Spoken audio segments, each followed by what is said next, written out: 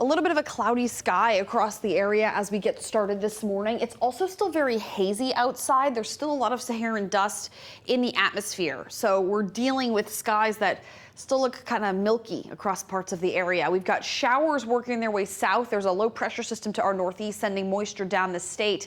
Waking up in the 70s for most of us this morning. Again, light rainfall over the next few hours before we see the potential for some thunderstorms heading into the afternoon. Frequent strikes of lightning and heavy rain likely our biggest threats out there, but keep the umbrella handy because it could get a little soggy at times. Our temperatures are going to stay near 90 degrees as we go through the rest of the week.